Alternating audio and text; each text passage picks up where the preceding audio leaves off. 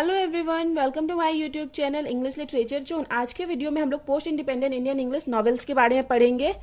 Pre independence Indian English novels already upload है और poetry में तो प्री और पोस्ट दोनों अपलोड है, और ये अब की बार पोस्ट इंडिपेंडेंस नॉवेल अपलोड कर रहे हैं। तो देखिए वीडियो शुरू करते हैं। वीडियो जो है काफ़ी इजी लैंग्वेज में होगा, और वीडियो अगर आपके सिलेबस का है, वीडियो के थ्रू आपका हेल्प होता है, तो प्लीज़ आप लोग वीडियो को लाइक कीजिएगा, चैनल को सब्सक्राइब कीजिएगा और कमेंट करके बताइएगा वीडियो आपको कैसा लगा। तो चलिए वीडियो शुरू करते हैं।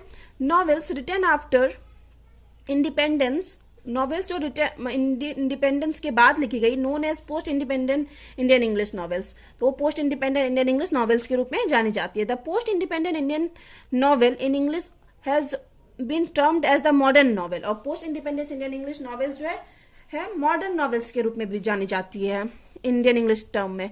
Indian English novel has gone through a lots of transformation, Indian English novels में ढेर सारा ट्रांसफॉर्मेशन हुआ है, बदलाव आया है। From its initial days to present time, इसके इनिशियल डेज मतलब जब शुरुआत किया गया था तब से आज तक जो प्रेजेंट टाइम है, बहुत ज़्यादा बदलाव आया है नॉवेल्स में। Post independence Indian English novel और fiction, post independence Indian English novel और फिक्शन दोनों सेम चीज़ है, तो ये चीज़ ध्यान रखिए कि दोनों का मीनिंग जो होता है उपन्यासी होता है, तो दोनों के मीनिंग में आप आंसर लिख सकते हो।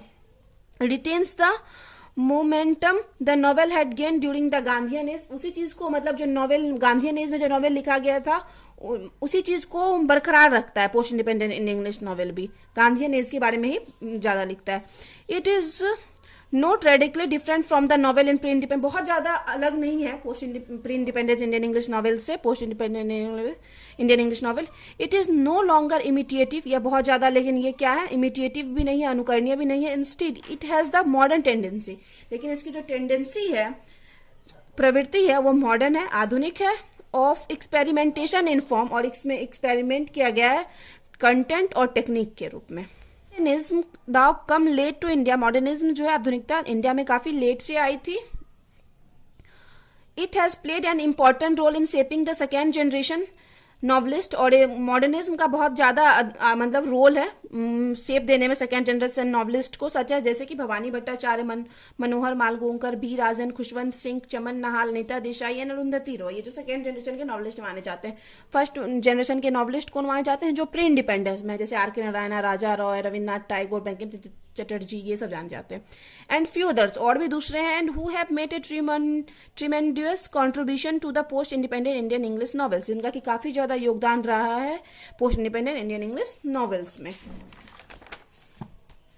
अब Bhabani Bhattacharya is a well known Indian English novelist, काफी मतलब वेल नोन, काफी प्रसिद्ध नॉवलिस्ट है, Indian English novelist, who has a permanent place in the history of Indo Anglian literature, जिनका कि परमानेंट प्लेस है इंडो इंग्लियन लिटरेचर में। His novels have been translated into many language, उनके novel को ढेर सारे लैंग्वेज में ट्रांसलेट किया गया। He wrote many world famous novels, वो बहुत सारा वर्ल्ड फेमस नॉवेल लिख रखे हैं, विचार जो कि है सो मैनी हंगर, सबसे फेमस नॉवेल है इनका। Music for Mohini, he who writes a tiger, a dream इन हवाई, ये एज वेल, ये सब जो है इनका काफी फेमस नॉवेल है। सो मैनी हंगर, जो कि हम लोग पहले पढ़े हैं, is a novel dealing with the man made famine of Bengal, Bengal के फेमिनिन यानी अकाल को दर्शाता है, जो कि मानव निर्मित अकाल था। Is considered as his masterpiece by critics के द्वारा मास्टरपीस मतलब एक प्रमुख कृति के रूप में जाना गया। सो मैनी हंगर जो है भवानी भट्टाचार्य का एक मास्टरपीस कृति, एक प्रमुख कृति के रूप में जाना गया। अब आगे Manohar Malgonkar has a sound historical sense, मतलब ये काफी हिस्टोरिकल सेंस में लिखते थे, ऐतिहासिक विषय में लिखते थे। His novels are a mixture of intrigue, suspend and love in its crude form, इनका जो नॉवेल है ना, कच्चे रूप से मेनली क्या होता था, मिश्रण होता था किस किस चीज का, इंट्रिग्यू यानी साजिश, सस्पेंस यानी चिंता, एंड लव, ये तीनों चीज का मिश्रण होता था। A band in gangs is his well known novel, ये इनका मतलब काफी प्रसिद्ध नॉवेल्स है, which deals with the second world war, जो कि मतलब सेकेंड वर्ल्ड वॉर के बारे में बताता है, and its impact on man and nature, और इसके प्रभाव जो मानव और मतलब नेचर पे पड़ा उसके बारे में। Distant drum and the devil's wind is also his world famous novel, distant drum और क्या है, द डेविल्स फाइंड भी उनका काफी वर्ल्ड फेमस नॉवेल है। अब आगे है B Rajan as a novelist wrote two famous novel, ये भी दो फेमस नॉवेल लिख रहे। The drunk dancer is a sobering मतलब एक सीरियस स्टडी है of the conflict of partition, जिसमें पार्टीशन यानी जब इंडिया और पाकिस्तान का बंटवारा हो रहा था उसके संघर्ष को दिखाया गया द डार्क डांसर में। And too long in west, जो इनका दूसरा नॉवेल है वो है too long in west. On the other hand is a more light hearted satire है, एक मतलब व्यंग है अबाउट ए गर्ल, एक गर्ल के बारे में, रिटर्न टू हर होम, जो कि अपना घर होम विलेज होम रिटर्न होती है after an emancipating education in New York. New York में जब उसको मतलब शिक्षा मिल जाती है स्वतंत्र होकर, मतलब सारा कुछ ग्रहण करने के बाद वह वापस आती है अपने गांव। उसके बारे में स्टोरी है, एक लड़की के बारे में। खुशवंत सिंह अब आगे है। Khushwant Singh is well known post independence author, ये भी काफी प्रसिद्ध है, पॉलिटिशियन भी थे और नॉवलिस्ट भी थे। His experience in the 1947 partition के टाइम जो इनका एक्सपीरियंस रहा है 1947 के टाइम ऑफ इंडिया के, इंस्पायर्ड हिम टू राइट, वही चीज इनको क्या किया, इंस्पायर किया कि ये लिखे ट्रेन टू पाकिस्तान। और उसी टाइम ये क्या लिखे, उसी चीज से इंस्पायर होकर ट्रेन टू पाकिस्तान लिखे, काफी फेमस नॉवेल है। इन 1956 में लिखे, which became his most well known novel, जो कि उनका काफी प्रसिद्ध नॉवेल बना आगे। फिर आगे Chaman Nahal is also well known post independent Indian English novelist, ये भी काफी प्रसिद्ध है post independent Indian English novelist. His famous novel Azadi, जिसका कि ऑलरेडी वीडियो अपलोड है, समरी अपलोड है, depicts the tragedy and atrocities at the time of partition, ये भी पार्टीशन के टाइम लिखी गई है, जो कि वहाँ उस टाइम के संघर्ष को और अत्याचार को दिखाती है, मतलब जिस of India and Pakistan, India और पाकिस्तान के जो मतलब पार्टीशन हुआ, बंटवारा हुआ, उस टाइम के संघर्ष और अत्याचारों को दिखाती है। Which are the worst ever incident, जो कि बहुत गंदा इंसिडेंट था, घटना थी, बहुत बुरा घटना था इन the history of India, India के इतिहास का सबसे बुरा घटना था। हिज सेकेंड नॉवेल, और उनका जो अब दूसरा सेकेंड नॉवेल है the crown and the Leone clot,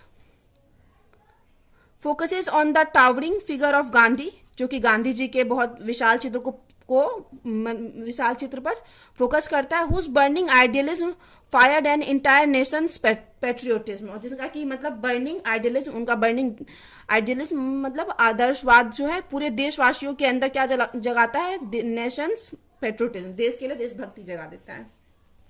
फिर आगे Anita Desai is perhaps the most important among the women novelist, ये भी काफी इंपॉर्टेंट है वुमेन नॉवलिस्ट में से, post independent in English literature. Her novel, उनका जो नॉवेल है fire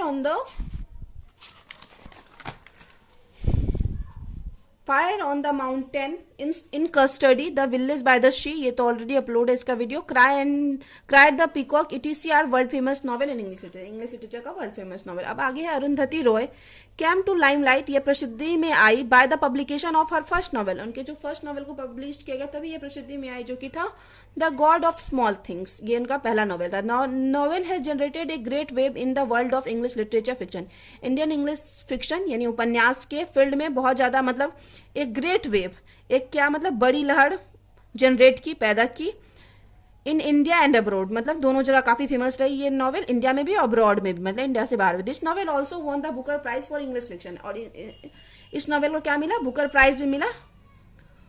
now the post independent Indian English novel being carried forward by the third generation, अब जो है पोस्ट इंडिपेंडेंट इंडियन इंग्लिश को तीसरी जनरेशन के द्वारा आगे बढ़ाया जा रहा है, तीसरी जनरेशन के नॉवलिस्ट के द्वारा, सच है जो कि हैं किरण देसाई, चेतन भगत, अरविंद अडिगा, अमिताभ घोष, शिव के कुमार एज वेल, ये सब काफी फेमस है। जैसे चेतन भगत की आप लोग को मतलब फेमस जैसे नॉवेल है इनकी हाफ गर्लफ्रेंड, जिसपे मूवी है, 2 स्टेट्स पे ऑलरेडी मूवी बन चुका है, तो ये काफी फेमस है।